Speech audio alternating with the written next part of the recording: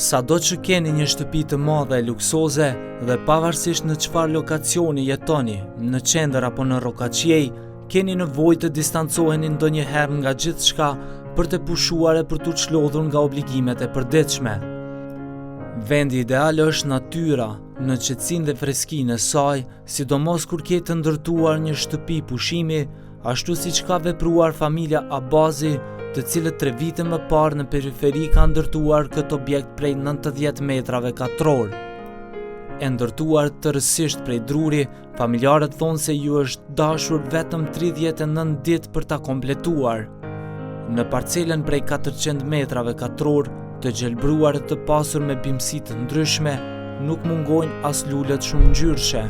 Në terasën prej 15 metrave katror, ka një tavolinë me ulse, ku aty mund të qëndrosh duke ndjerë atin që të ofron ky ambient. Në përobor ka të shtruara shtigje me pllaka betoni dhe shumë gjëra tjera të rregulluara e të mirëmbajtura, të cilat të bëjnë të qëndrosh edhe më gjatë në kopsht.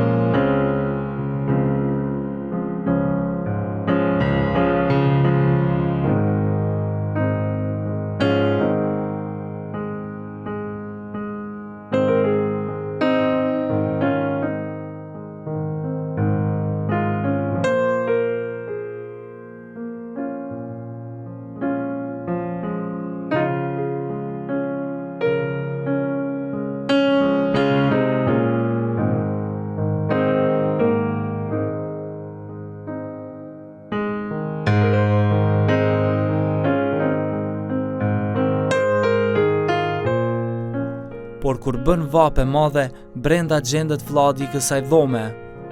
Në fakt është ambienti qendror tipik i shtëpizave të pushimit.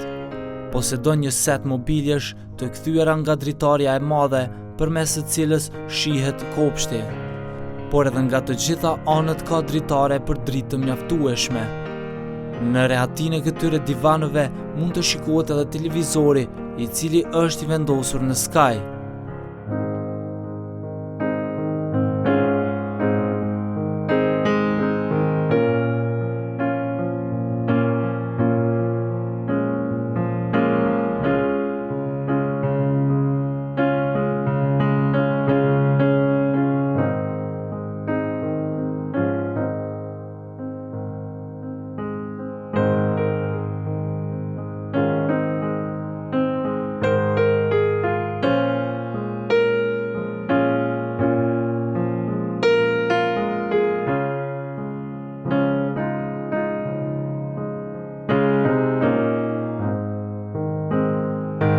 Në këndin tjetër gjendet një kuzhinë me vetëm elementet kryesore, por nuk mungojnë as pajisjet elektronike.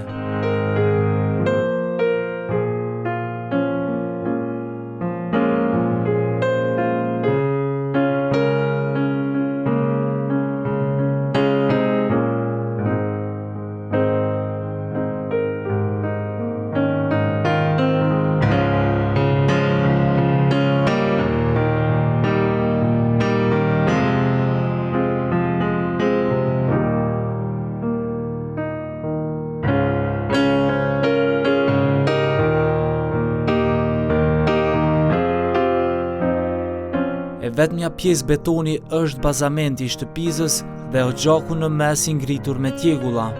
Në të është i lidhur një kamin që kryen shërbime të ndryshme.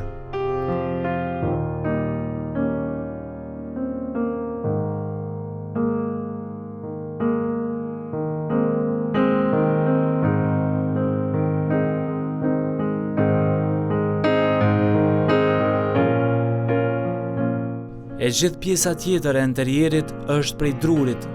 Në katin përdhej përveç banjës është edhe një dhomë e fjetjes e vogël por tipike për shtëpiza të tilla.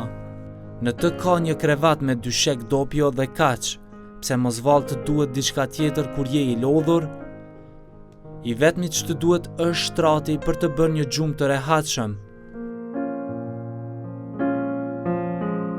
Kjo është dhoma e kryefamiljarëve, kurse në ngjitje të shkallëve, gjithashtu të ndrynjta që të shtëpia në nënkulm, janë edhe 2 dhoma tjera të fjetjes. Ato ju takojnë vajzave të familjes Abazi, të cilat në bazë të inventarit mund të kuptojmë edhe pasionet e tyre që kanë për artin.